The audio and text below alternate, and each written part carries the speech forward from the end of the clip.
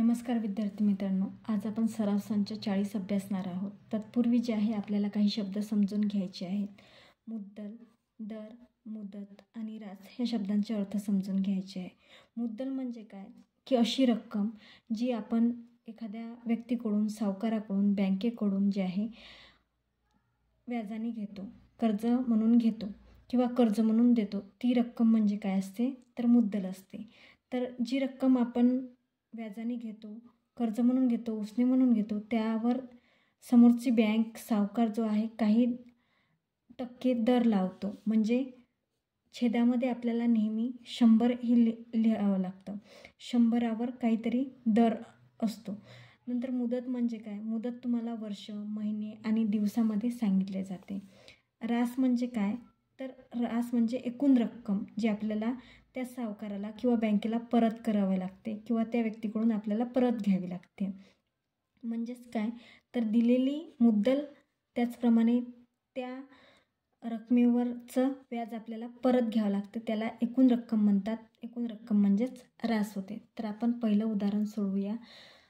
पहिला प्रश्न आहे, रिहानाने 1500 रुपये शाळेतील संचिकेमध्ये दर साल दर शेकडा 9 दराने 2 वर्षासाठी ठेवल्यास तिला एकूण किती रक्कम मिळेल.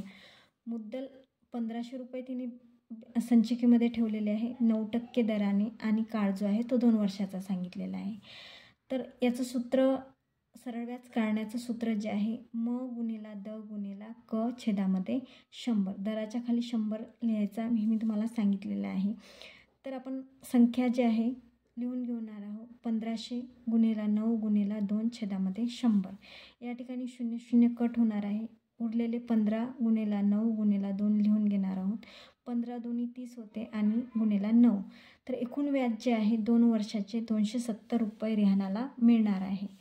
परंतु 270च मिळणार आहे का तर नाही.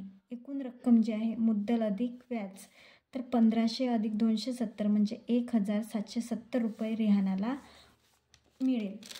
दुसरं उदाहरण आहे, जेठालाल यांनी बँकेकडून दर साल दर शेकडा 10 दराने 2,50,000 रुपये 5 वर्षाच्या मुदतीने गृहकर्ज घेतले.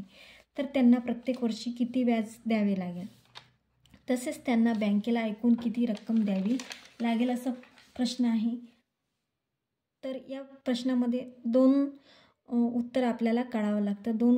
दोन प्रश्न दिलेले आहे, 2 उत्तरं काढावं लागते. मुद्दल दिलेली आहे 2,50,000, दर दिलेला आहे 10%, मुदत दिलेली आहे 5 वर्ष. प्रत्येक वर्षीचे व्याज काढायचे आहे आपल्याला, त्याचप्रमाणे राससुद्धा काढायचे आहे. तुम्हाला जे सोयीस्कर असेल त्या पद्धतीने तुम्ही या सूत्रामध्ये संख्या किमती लिहून आपण उदाहरण सोडवू शकतो. 1 वर्षाचं लिहायचं असेल तर 1 वर्षाचं लिहा, 5 वर्षाचं लिहायचं असेल तर 5 वर्षाचं लिहा. मी पहिल्यांदा 5 वर्षाचं काढते. 25,000 गुणिला 10 गुणिला 5, 0 0 कट करून घेतले तेव्हा आपल्याजवळ जे आहे 25,005 हे उरलेले आहेत. नंतर सरळ व्याज जे आलेलं आहे 25 गुणिला 125 आणि 3 शून्य जसेच्या तसे लिहून घेतले. तर आता हे किती वर्षाचं व्याज आहे तर 5 वर्षाचं व्याज आहे 1,25,000. 1,25,000 5 वर्षाचं व्याज आहे. तर 1 वर्षाचे व्याज किती आहे तर यासाठी आपल्याला काय करावं लागेल तर 1,25,000ला 5 वर्षांनी भागावं लागेल. म्हणजेच आपल्याजवळ 1 वर्षाचे व्याज जे आहे ते 25,000 एवढे आलेले आहे. मग आपल्याला किती रक्कम परत करावं लागेल, जेठालालला जे आहे बँकेला किती रक्कम परत करावी लागेल तर रास बरोबर मुद्दल अधिक व्याज 2,50,000 अधिक 1,25,000 एवढं व्याज जे आहे एकूण रक्कम 3,75,000 एवढी होईल. म्हणून जेठालालला 3,75,000 रुपये बँकेला द्यावे लागतील. प्रश्न तिसरा आहे, श्रीकांतने 85,000 रुपये दर साल दर शेकडा 7 दराने 2.5 वर्षासाठी बचत बँकेत ठेवले. तर त्यांना मुदतीच्या शेवटी किती सरळ व्याज मिळाले. या ठिकाणी मुद्दल जी आहे 85,000 आहे, दर 7% आहे आणि मुदत जी आहे ती 2.5 वर्ष एवढी सांगितलेली आहे. या ठिकाणी मुदत 2.1/2 अशी सांगितलेली आहे. म्हणजेच आपण याचं रूपांतर जे आहे दशांश अपूर्णांकात सुद्धा करू शकतो किंवा व्यवहारी अपूर्णांकात सुद्धा या अंकांचं रूपांतर करू शकतो. तर या ठिकाणी मी दशांश पूर्णांकात रूपांतर केलेलं आहे. 2.5 म्हणजे 2 पूर्णांक जसे तसे ठेवायचे आणि या ठिकाणी 2नी 1ला भाग दिल्यास 0.5 आपल्याजवळ येईल. तर 2मध्ये तो ॲड करायचा. म्हणून या ठिकाणी 0 कट करून घेतलेले आहे आणि उरलेली संख्या 850 गुणिले 7 गुणेला 2.5 एवढी संख्या आपल्याजवळ राहिलेली आहे. मग आपण गुणाकार करणार आहोत. 7 0 0, 7 5 35, 5 हातचे आले 3 आणि 7 8 56, 57 58 59. तर 5950 ही जी आहे रक्कम 5 संख्या आलेली आहे. नंतर 2.5. तर आता आपण 25ने पण जे आहे गुणाकार करू शकतो किंवा आपण वेगवेगळ्या संख्येने सुद्धा एक दशकाने सुद्धा गुणाकार करू शकतो. तर 5950ला जे आहे आपल्याला 2.5ने गुणायचं आहे. मग आपण गुणाकार करणार आहोत. 5 0 0, 5 5 25, 5 हातचे आले 2, 5 9 45 आणि 2 47, 7 हातचे आले 4, 5 5 25 25 आणि 4 जे आहे ते 29 अधिक एका संख्येने आपण गुणलेलं आहे त्याच्यामुळे इथे 0 देणार आहोत. 2 0 0, 5 2 10 0 हातचा आला 1, 9 9 2 18 आणि 19 9 हातचा आला 1 आणि 2 5 10 आणि 1 11. तर या ठिकाणी जे आहे 0 5 7 18 नंतर 4 आणि 1 म्हणजेच काय तर आपल्याला 1,48,750 एवढी रक्कम एवढं उत्तर आपल्याला आलेलं आहे. परंतु आपल्या गुणाकारामध्ये जे आहे एक दशांश चिन्ह आहे तेव्हा या संख्येला सुद्धा आपल्याला दशांश चिन्ह द्यावे लागेल. मग एका घराच्या आधी जे आहे दशांश चिन्ह आल्यामुळे आपण एका घराच्या आधीच जे आहे दशांश चिन्ह लावणार आहोत. म्हणजे ही रक्कम आपल्याजवळ किती होणार आहे तर 14,875 एवढी होणार आहे. म्हणून आपलं उत्तर 14,875 एवढं आलेलं आहे. मग श्रीकांतला म्हणून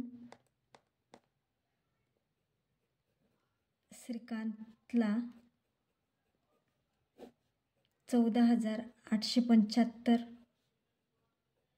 रुपये सरळ व्याज मिळाले.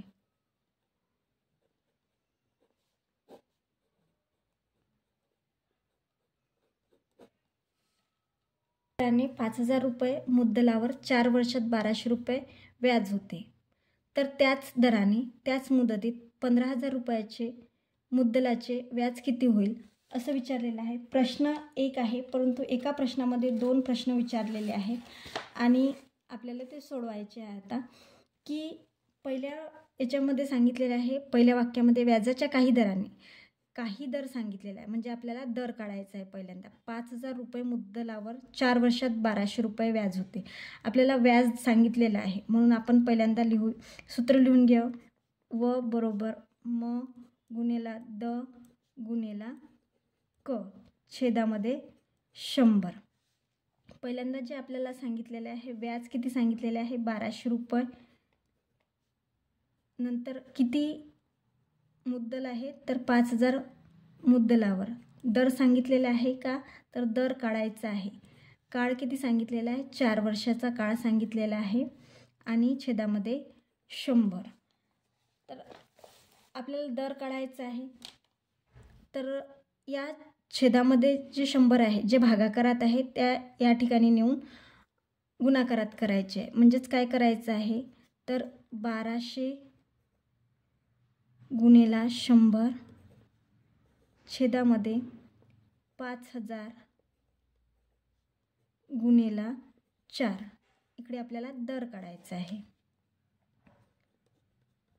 मग 0 आणि 0 कट करूया पहिल्यांदा जे आणि 4 1 4, 4 3 12 या ठिकाणी 3 आणि पुन्हा 0 कट होईल आणि 5 1 5, 5 सकम 30.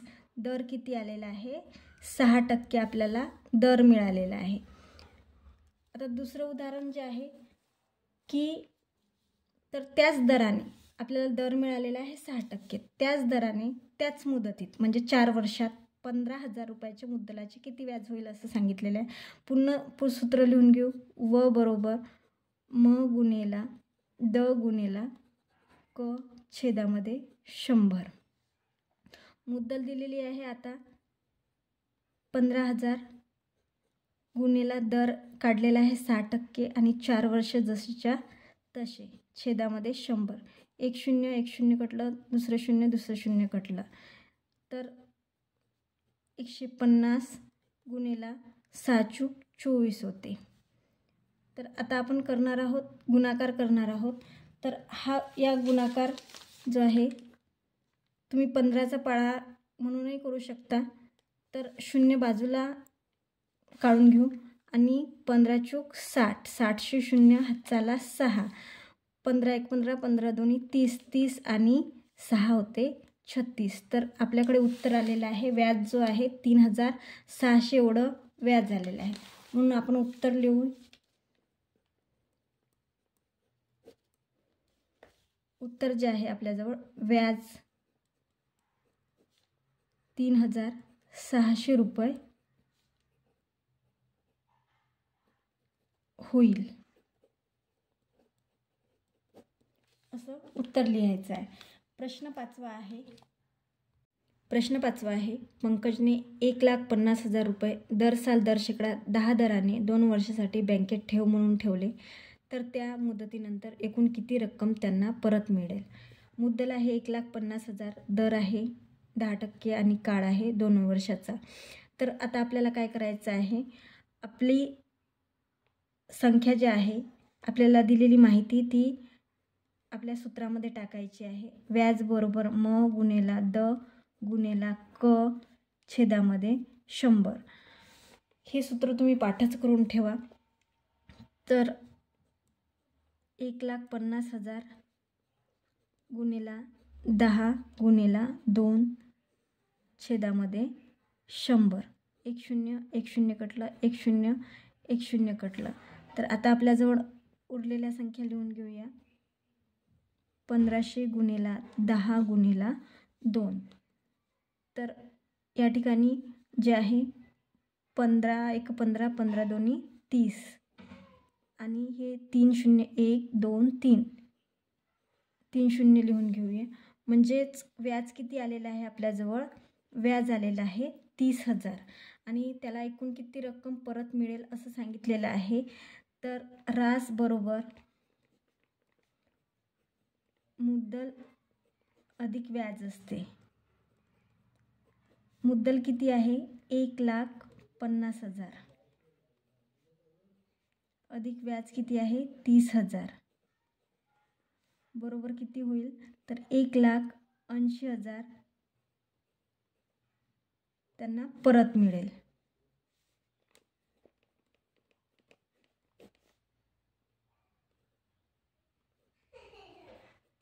त्यांना परत मिळेल.